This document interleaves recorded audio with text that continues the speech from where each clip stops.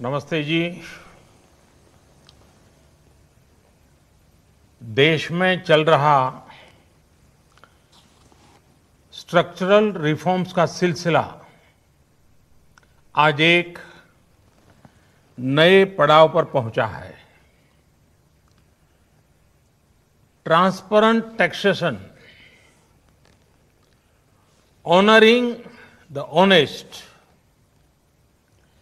21वीं सदी के टैक्स सिस्टम की इस नई व्यवस्था का आज लोकार्पण किया गया है।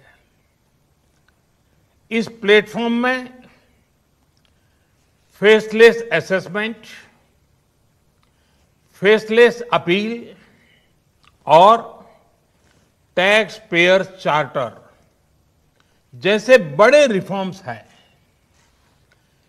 फेसलेस असेसमेंट और टैक्स पेयर चार्टर आज से ही लागू हो गए हैं, जबकि फेसलेस अपील की सुविधा 25 सितंबर यानी दीनदयाल उपाध्याय जी के जन्मदिन से पूरे देश भर में नागरिकों के लिए उपलब्ध हो जाएगी।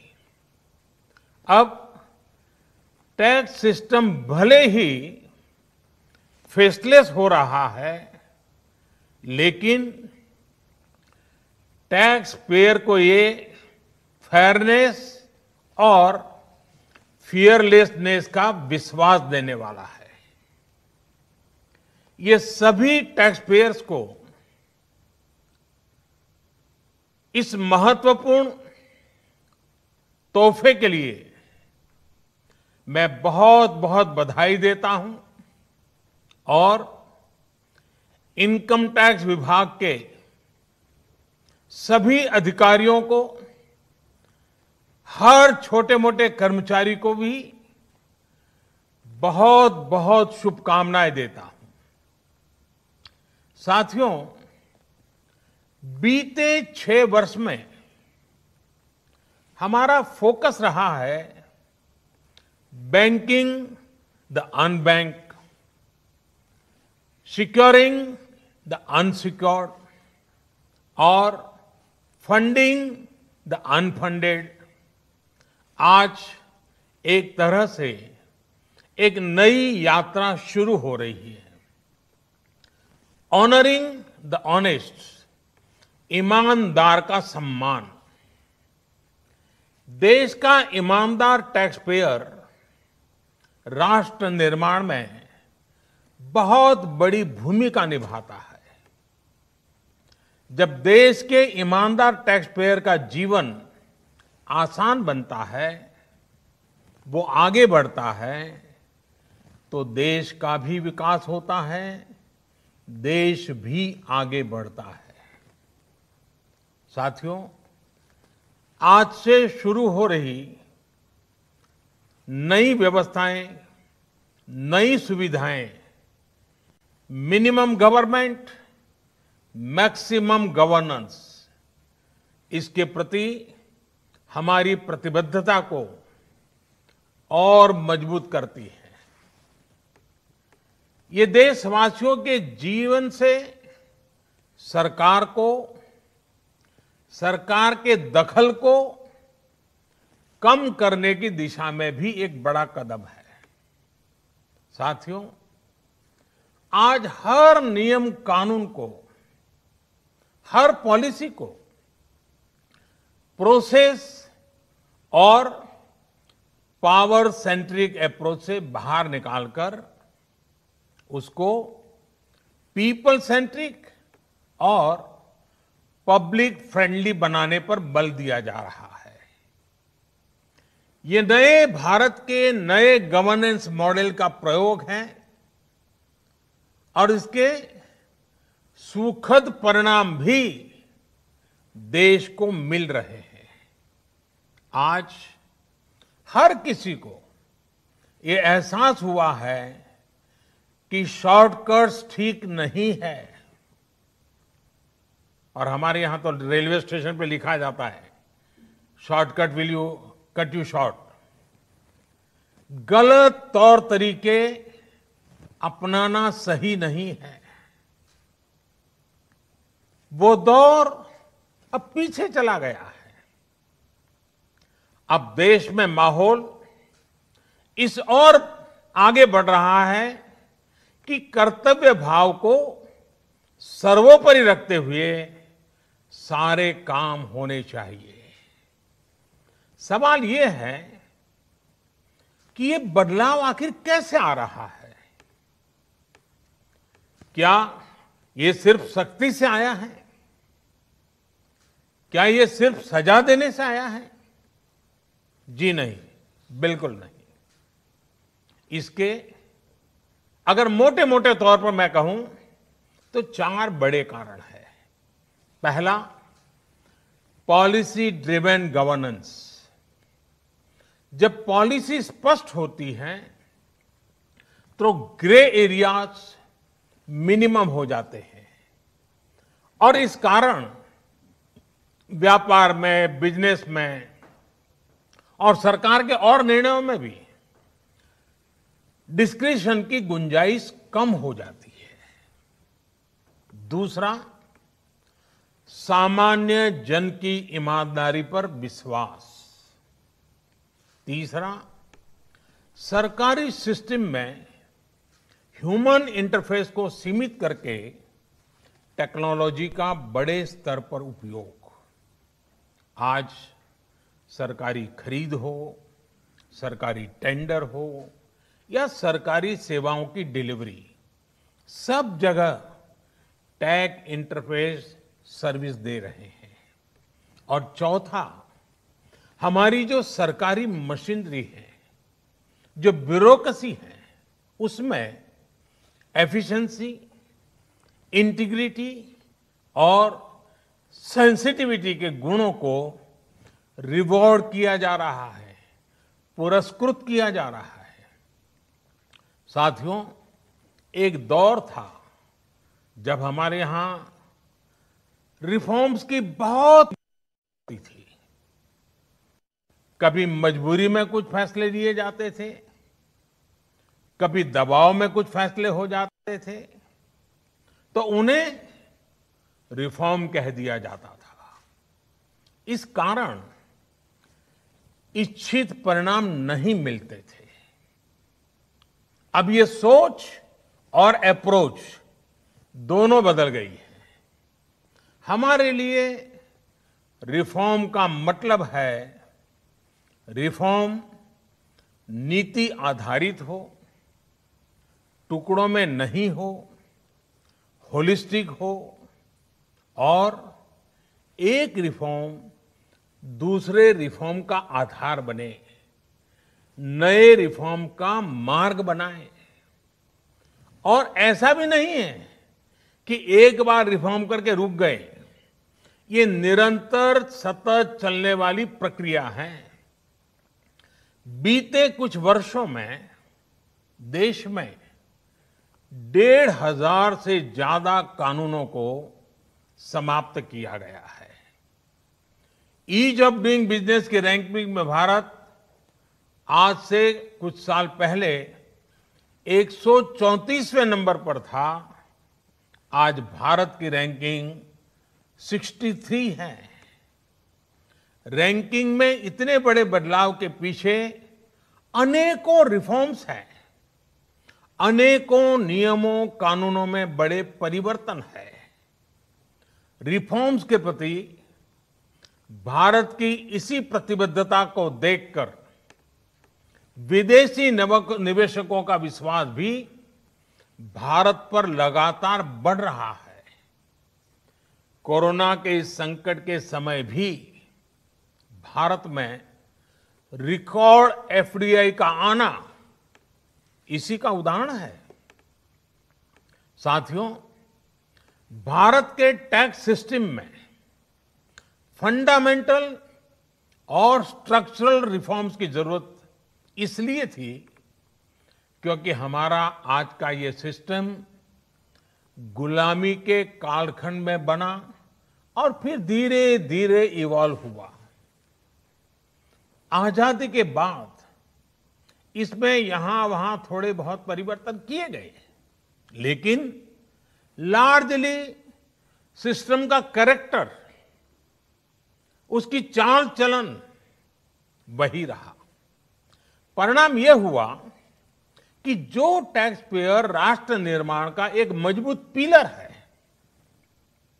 जो देश को गरीबी से बाहर निकालने के लिए योगदान दे रहा है, उसको कटघरे में खड़ा किया जाने लगा। इनकम टैक्स का नोटिस फरमान की तरह बन गया। देश के साथ सोच को आगे बढ़ाने वाले हैं। साथियों, अभी तक तो होता यह है कि जिस शहर में हम रहते हैं, उसी शहर का टैक्स डिपार्टमेंट हमारी टैक्स से जुड़ी सभी बातों को हैंडल करता है। स्क्रूटिनी हो, नोटिस हो, सर्वे हो या फिर जब्ती हो, इसमें उसी शहर के इनकम टैक्स डिपार्टमेंट की आयकर अधिकारी की मुख्य भूमिका रहती है। अब ये भूमिका एक प्रकार से खत्म हो गई है। अब इसको टेक्नोलॉजी की मदद से बदल दिया गया है।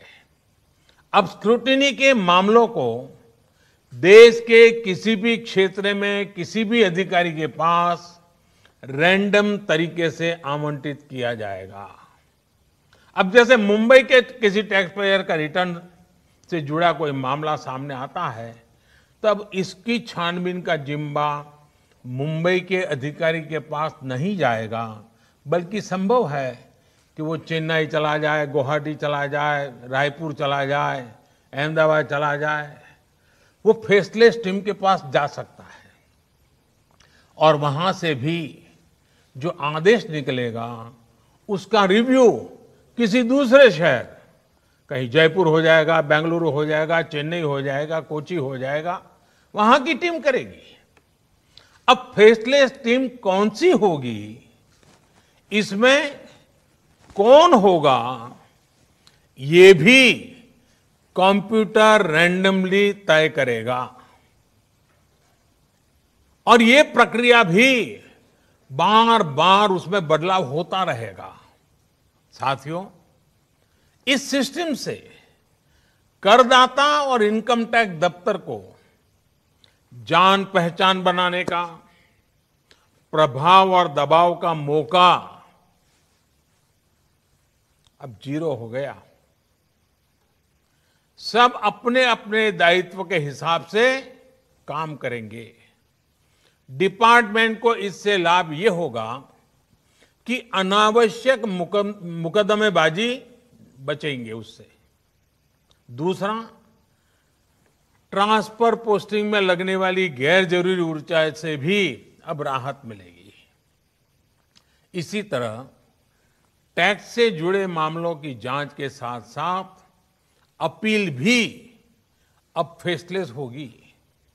साथियों, इस एक महत्वपूर्ण रिफॉर्म के साथ साथ आज भारत एक बहुत महत्वपूर्ण कदम उठा रहा है, और वो है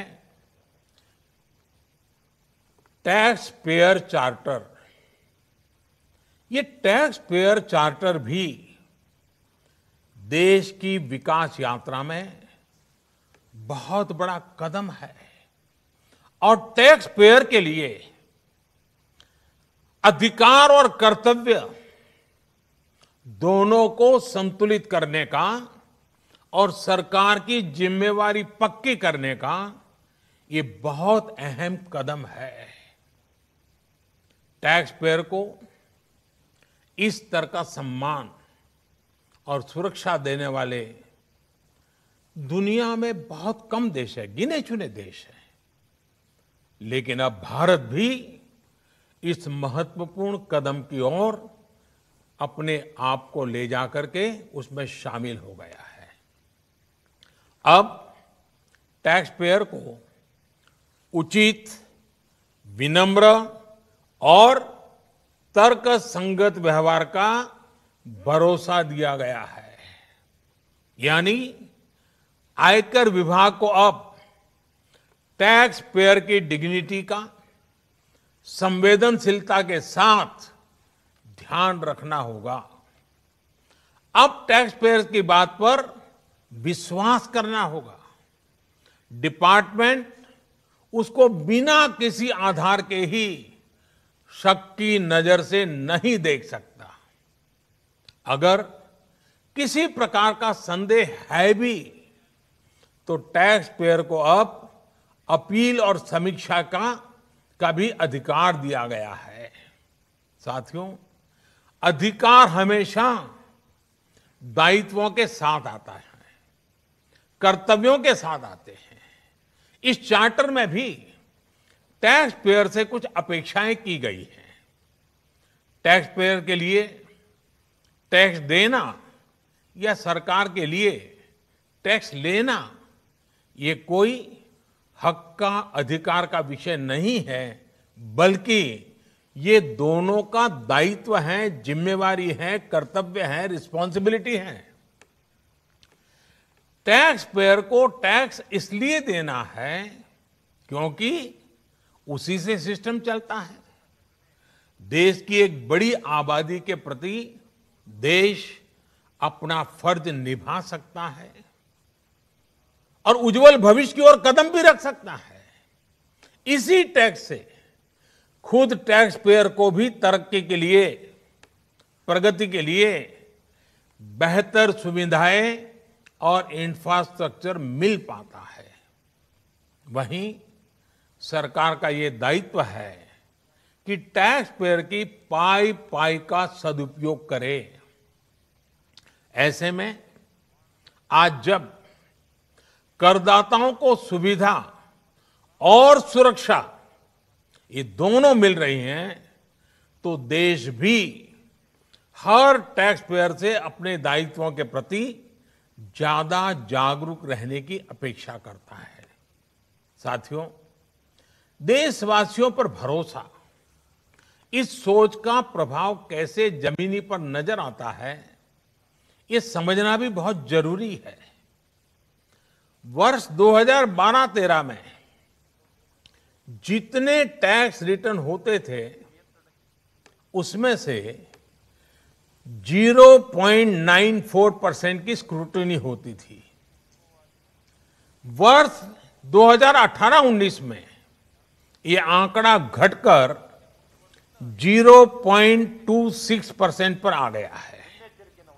यानी केस की स्क्रूटनी करीब करीब 1/4 हो गई है, 4 गुना कम हुई है।